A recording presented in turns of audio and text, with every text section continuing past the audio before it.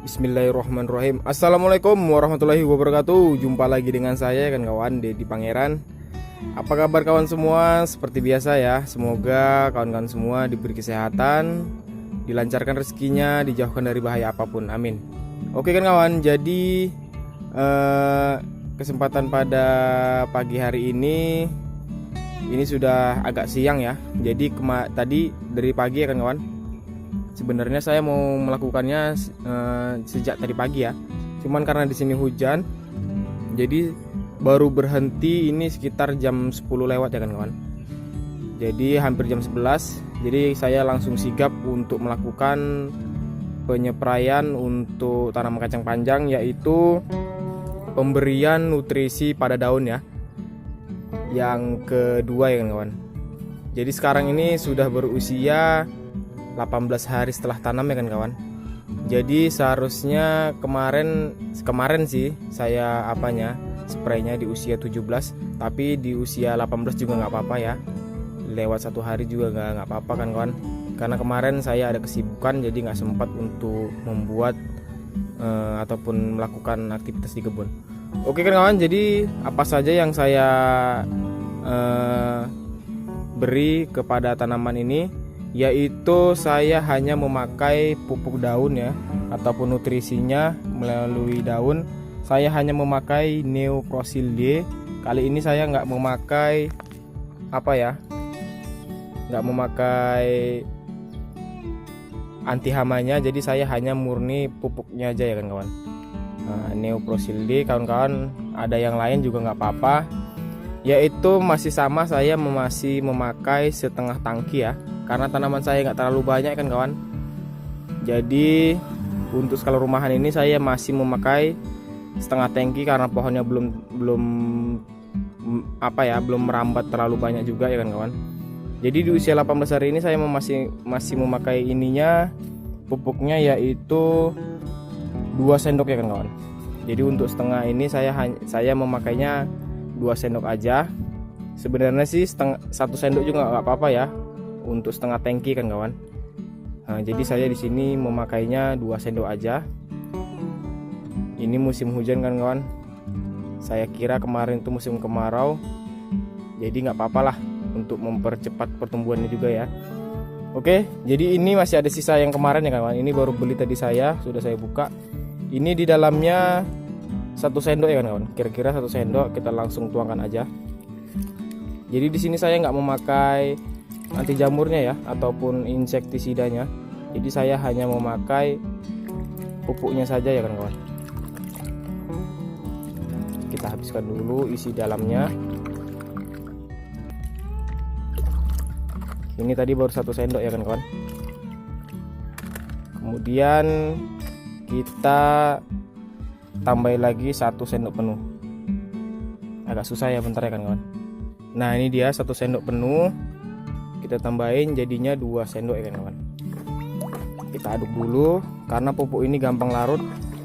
Nggak apa-apa ya, langsung dadakan gini. Lebih bagus dia nuangnya sambil diaduk, jadi dia lebih cepat hancur ataupun larut ya. Kemudian kita memakai perekat ya kan kawan. Perekat bukan penembus ya. Di sini perekat ataupun perata ataupun pembasah ya, pestisida, agar dia pupuknya bisa bertahan lama di daun ya. Kita di sini memakai 1 tutupnya.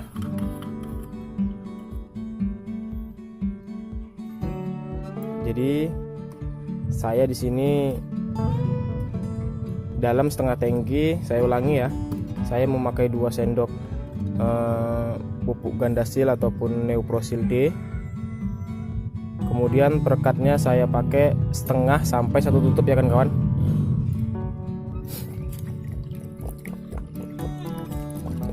Fungsinya perekat ini sebenarnya untuk agar terkena embun ataupun hujan dia masih bertahan ya pupuknya di dalam. Makanya kenapa kita melakukan aplikasi insektisida harus pakai perekat, karena hama itu kan nggak tahu kapan datangnya kan kawan. Jadi kalau pakai perekat fungsinya itu ya agar inseknya itu masih ada di daun ya kan kawan. Jadi seketika hama datang, jadi insek itu masih bekerja ya kepada hama itu. Jadi itulah fungsinya perekat ini kan kawan. Kalau penembus dia beda lagi kan kawan. Penembus itu dia langsung menembus daun ya, namanya juga penembus. Bisa menembus daun. Cuman penembus agak sedikit mahal ya, makanya saya membeli perekat aja. Kalau penembus itu udah komplit ya kan kawan, udah perekat sama penembusnya juga ya. Jadi saya hanya membeli perekatnya aja ini, agar tidak lama hilang di daun ya. Oke, kira-kira sudah lama, sudah rata. Kemudian kita tuangkan ke sini.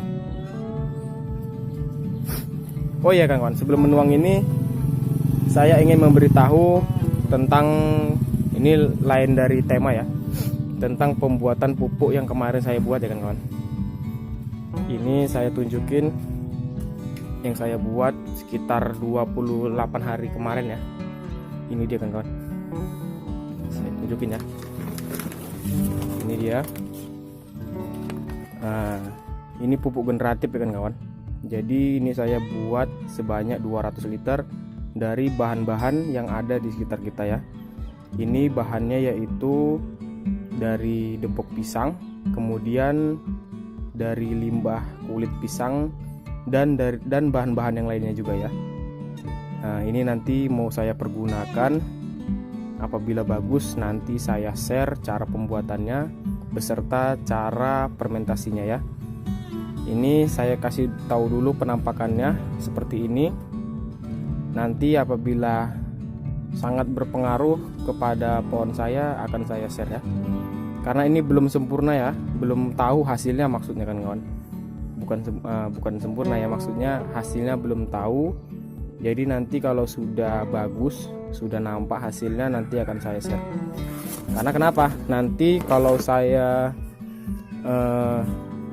share duluan hasilnya belum bagus, saya malu ya kan kawan.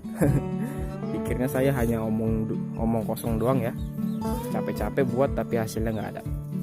Oke, nanti kalau kira-kira sudah berhasil, kebetulan ini sebulan atau ini masih usia 18 hari ya. Kira-kira nanti separuh hari dari masa bunga nanti saya lakukan pemupukan generatif ya kawan. Kalau hasilnya bagus akan saya share kepada kawan-kawan semua. Oke, jadi tadi ini sudah kita aduk ya, kita aduk lagi biar lebih merata ya. Kemudian langsung kita tuang ke tangkinya, langsung kita aplikasikan. Oke, seperti biasa kita tuang.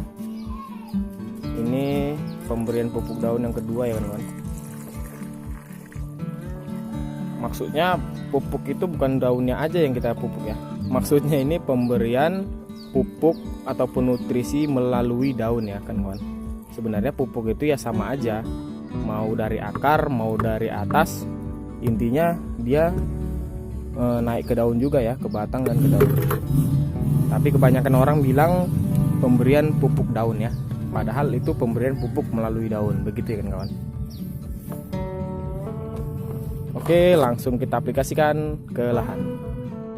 Nah, oke kan kawan, jadi kita sudah sampai ya di tanaman kacang panjangnya yang sekarang sudah berusia 18 hari setelah tanam ya kan kawan.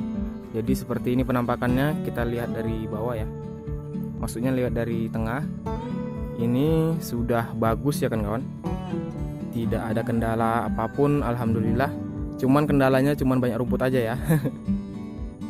Inilah kekurangannya kalau kita nggak memakai mulsa ya kan kawan. Kalau kawan-kawan punya modal lebih, ya bagus, lebih bagus lagi ya. Kita itu memakai mulsa agar rumput ataupun gulma-gulma yang lain tidak cepat tumbuh ya. Kalau seperti punya saya ini, kendalanya yaitu harus rajin ya. Jadi rumputnya harus kita bersihkan. Seperti ini kan kawan.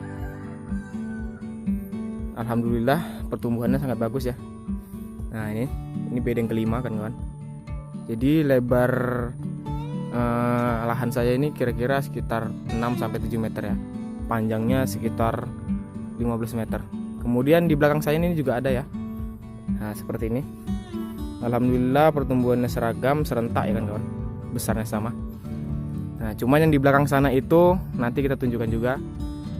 Di sana kurang serempak ya, karena kendalanya yang saya bilang, tanaman saya diserang ayam saya sendiri ya. Oke, langsung aja kan kawan, seperti biasa. Gimana aplikasinya, yaitu nozzle kita buat kabut seperti ini. Nampak ya kan kawan, nozzle kita buat kabut, kita kenakan bagian seluruh tanamannya ya, mau daun mau batang terserah, yang penting terkena merata ya. Nah, jadi caranya seperti ininya, kita buat embun kabut, kita lakukan bagian kanan dulu, nanti setelah sampai ujung kita mutar ya, mutar, kita balas bagian yang belum kita semprot tadi ya, ataupun bagian kirinya seperti ini kan kawan. Nah, jadi kalau masih pendek begini, saya masih menghabiskan setengah tangki ya, ataupun setengah tangki spray saya ini, lahan ini. Dan untuk yang belakang ya, kan sangat irit ya kan kawan, untuk tanaman skala rumahan. Jadi kan kawan nggak perlu mengeluarkan dana banyak ya, seperti nanam sampai setengah hektaran begitu ya. Ini saya kasih tahu cara iritnya.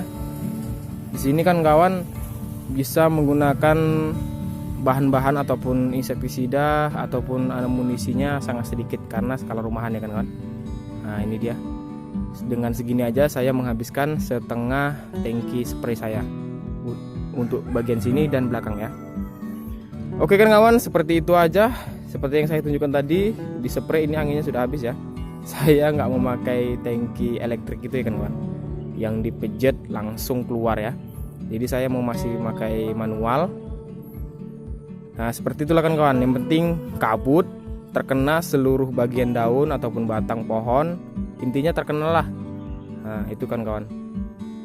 Jadi usahakan ya, jangan lewat dari tengah hari. Apabila kalau tengah hari itu masih nggak terlalu panas, nggak apa-apa ya kan kawan. Intinya apabila panas bentakan begitu, kita usahakan janganlah untuk dispray, nanti bisa stressing ya, ataupun bisa layu gitu ya kan kawan. Ditakutkan itu aja. Yang penting cuaca bagus, kita bisa spray. Nah, sebenarnya stomata pada daun itu terbuka pada pukul 6 sampai 3 siang ya, begitu ya saya yang pernah saya baca ya kan kawan. Jadi kita spray halus, kabut terkena bagian seluruhnya. Kita lakukan sampai selesai ya. Oke kan kawan, jadi sampai di sini aja video tentang kacang panjang saya yang sekarang berusia 18 hari setelah tanam. Alhamdulillah pertumbuhannya sudah nampak ya, dari yang kemarin-kemarin yang sedikit menguning ini sudah hijau normal ya. Nah, sudah hijau normal kan kawan. Dan jangan lupa juga didukung terus channel saya, di subscribe ya kan kawan, agar kita bisa sama-sama belajar. Dan kawan-kawan juga ingin menanam bisa lihat-lihat ataupun cara-cara saya untuk menanam ya, bagi yang pemula sekali belum tahu bisa dicontoh.